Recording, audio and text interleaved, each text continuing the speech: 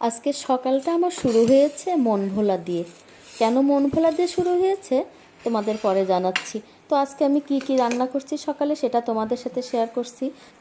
পটল, ঢেঁড়স, আলু, কাঁঠালের বিচি, কয়েক রকমের সবজি দিয়ে সরিষা বাটা একটা তরকারি করব, করলা ভাজা, আর কিছুটা চাল কুমড়া ছিল ফ্রিজে, সেটা কেটে রেখেছি। এগুলো রাত্রিতে আমি কেটে রেখেছিলাম। আর কিছুটা মসুরের ডাউল ভিজিয়েছি চপ করবার জন্য, যদি এখন এটা করব না, আর মসুরের ডাল রান্না করছি। তো দেখো রান্নাটা কিন্তু আমার কমপ্লিট হয়ে গেছে। আর প্রতিদিনের নিয়ম অনুযায়ী সকালে উঠে রান্নাটা শুরু করেছি। লাঞ্চ বক্সটাও গুছিয়ে নেওয়ার জন্য ধুয়ে পরিষ্কার করে রেডি করে নিয়েছি। খাবারটা বাড়বো ঠিক সে সময় ভাবছি যে যার জন্য আমার এত তাড়াহুড়ো করে রান্না অফিসের খাবারটা দেব, কিন্তু তাকে অফিসে যাওয়ার জন্য কোনো তোড়জোড় দেখছি না। তো তাকে ডাকতেই বলছে যে আজকে তো শুক্রবার।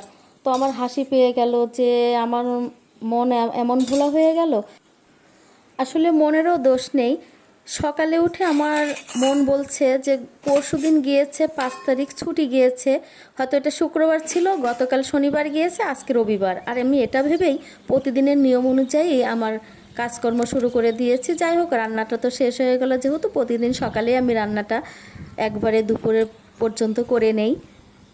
তো তারপর চলে এলাম একটু সকালে। আর সকালে ছাদে এলেই আমার মনটা ফ্রেশ ফ্রেশ লাগে। আজকে সকালটা একবার বৃষ্টি একবার মেঘ, আবার দেখো একটু একটু করে রোদও উঠছে। এই যে ছোট ছোট গাছগুলো ফুল ফোটে, এগুলো দেখতে আমার ভীষণ ভালো লাগে। আর তুলসী গাছ, নয়নতারা ফুলের গাছ, এরা আমার বাড়িতে সবসময়ের অতিথি। অনেক অবহেলাতেই এরা যেন বড় হয়ে ওঠে, কোনো যত্ন করতে হয় না।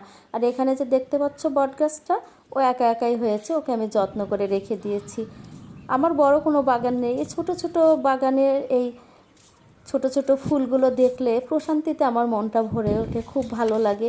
ওদেরকে ছুঁয়ে দিলে, ওদেরকে ছুঁতে আমার ভালো লাগে। আর যেমন সারাদিনের কাজের জন্য আমি আলাদা একটা এনার্জি পাই, বেশ ভালো লাগে।